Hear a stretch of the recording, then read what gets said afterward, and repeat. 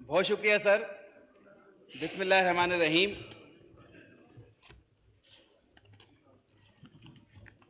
ये दाग दाग उजाला, ये शब गुज़िदा सहर, ये वो इंतज़ार जिसका था ये वो सहर तो नहीं, वो इंतज़ार था जिसका ये वो सहर तो नहीं। अभी चरागे सिरे राह को कुछ खबर ही नहीं, अभी गिरानी शब में कमी नहीं आई, निजाते दीदे दिल की घड़ी नहीं आई, चले चलो कि वो मंजिल अभी नहीं आई। स्पीकर साहब, कई दिन से हम एक बहस कर भी रहे हैं और ये बताने की, समझाने की कोशिश भी कर रहे हैं कि जब आईने पाकिस्तान बनाया गया था तो उसमें वाज़े अंदाज में लिखा हुआ था। मैं आपकी इजाज़त से कॉन्स्टिट्यूशन ऑफ पाकिस्तान का प्रिम्बल के कुछ अल्फाज पढ़ना चाहूँगा कि जो ये साबित करते हैं कि जब ये आइन बनाया गया था, जिसके हम वारिस हैं और इस असेंबली में बनाया था, जिसको पास किया और जिसकी बुनियाद पर बाद में तमाम इदारों ने जन्म लिया, और इस बात का ये सबूत भी है कि ये पार्लियामेंट सरचश्मा है उन तमाम इख्तियारात का, उन तमाम इदारों की ताकत का कि जिनको इस मुमलिकत को, इस रियासत को कायम रहने के लिए बनाया गया और जिनको ताकत दी गई।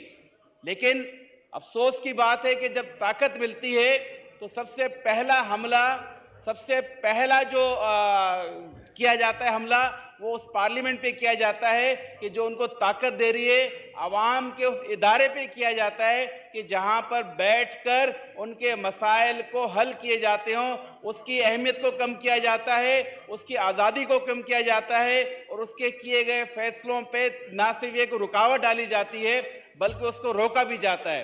तो आपकी इजाज़त से मैं पढ़ना चाहूँगा। इसमें एक लिखा है कि Warren the independence of the judiciary shall be fully secured. मतलब हम आइन में, प्रिम्बल में ये सिक्योर्ड कर रहे हैं कि हम इंसाफ के जो इदारे हैं उनको मुकम्मल आज़ादी देंगे।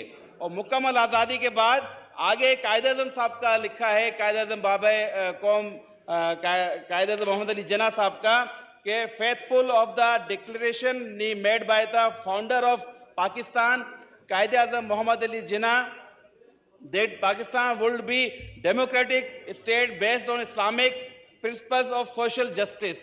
तो ये वो चीज़ें हैं कि जिसकी बुनियाद पे हम आइन को लेके चलते हैं, और आइन की जब हम बात करते हैं तो हमें वो तमाम चीज़ों को समझना पड़ेगा कि जिसकी बुनियाद पे यहाँ रहने वाले रियासत की जिम्मेदारी बन जाती है कि यहाँ के रहने वालों को वो उस चीज़ की श्योरिटी दे, वो हकूक दे कि जिसका वादा इस आइन में किया गया है। स्पीकर साहब, क्या वजह है कि जब आइन में दिए गए इख्तियारात को तो हर कोई इस्तेमाल करना चाहता भी है, हर कोई उसके मजे लेना भी चाहता है, लेकिन जब एक इज्तिमाई सोच पार्लियामेंट में डेवलप हो रही है, एक फिक्र के तहत, एक सोच के तहत पार्लियामेंट फैसला कर रही है, और जब फैसला करने के बाद उसको हम आगे बढ़ाते हैं तो उसमें रुकावटें डाली जाती हैं।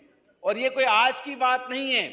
मैं समझता हूं कि पाकिस्तान के कयाम के बाद और 73, जिसकी अब हम गोल्डन जुबली मनाने जा रहे हैं, जिस कॉन्स्टिट्यूशन की, उसकी कयाम के बाद से अब तक मुख्तलिफ उस पर हमले भी किए गए, मुख्तलिफ तरह से यहाँ के जो पार्लियामेंट्रियंस हैं, अवामी नुमाइंदे हैं, उनके इख्तियारात को कम भी किया गया, उनकी अहमियत को भी कम किया गया। और ये फैसले जो यहाँ पे होने चाहिए थे वोट की ताकत से, उसको तब्दील करने के लिए मुख्तलिफ कवानीन का सहारा लिया गया, जैसा कि अभी लिया जाता रहा है। लेकिन अब वक्त आ गया है कि हम भी गलत को गलत कहने की हिम्मत भी पैदा करें और इसका इजहार भी करें,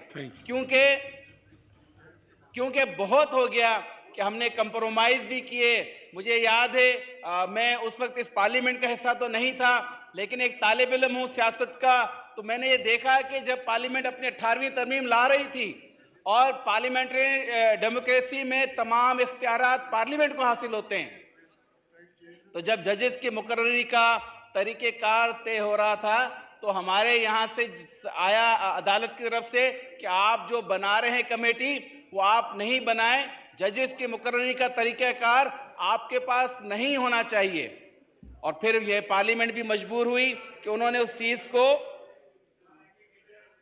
तस्लीम करते हुए इख्तियार अपने पास से दे दिया। अब वक्त है कि उन तमाम इख्तियारात को जिनको हमने दूसरों को दे दिया है उसको हम दोबारा अपने पास लें। उसके ऊपर मैं आपकी इजाजत से 2 मिसालें पेश करना चाहूंगा। बांग्लादेश, मशरकी पाकिस्तान जो हमारा बाजू था, साजिशों से अलग हुआ, वहां पर आज उसकी तरक्की की मिसालें दी जा रही हैं। वहां के एक साबिक चीफ जस्टिस को जस्टिस सरिंदर कुमार सहना करप्शन के इल्जाम में 11 साल कैद की सजा।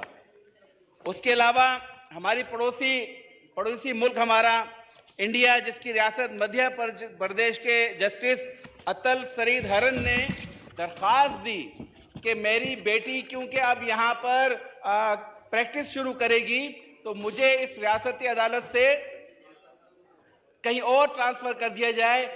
ये वो मिसालें हैं कि जो हमें खुद वो रास्ता बता रही हैं कि जिसकी बुनियाद पे हम अपने इंसाफ के निज़ाम को कायम कर सकते हैं। क्योंकि अब बहुत वक्त ज़रूरत है कि हम अपने इंसाफ के निज़ाम को इसलिए भी कायम करें।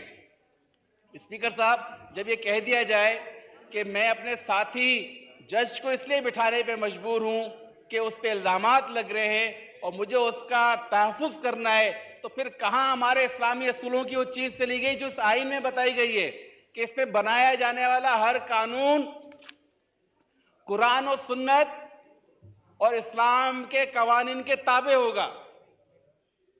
उसमें तो जब खलीफा पे भी इल्जाम लगता है तो वो जवाब देने का पाबंद होता है।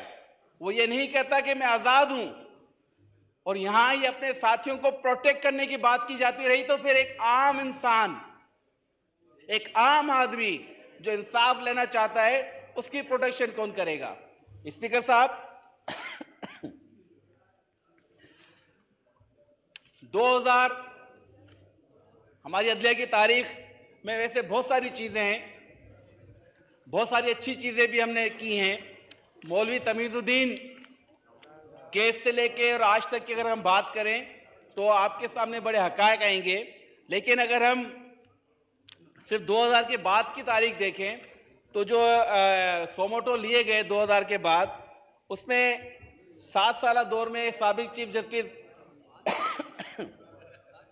इफ्तिखार चौधरी की अदालत ने 79 सोमोटो एक्शन लिए। साकिब निसार साहब ने 2 साल इक़्तिदार में 49 लिए। इनमें से कितने वो चीजें थी जिनसे अवाम को रिलीफ मिला? आज सोमोटो के एक्शन पर खुद इंटरनेशनल कमीशन ऑफ जूरिस्ट की जो रिपोर्ट है वो सोमोटो के इख्तियार पर तशवीश का इजहार कर रही है। वो ये कहते हैं कि सोमोटो का इख्तियार, अदालतों का जो इख्तियार है वो इंसाफ का कत्ल हो जाता है, जैसे कि अभी हो रहा है।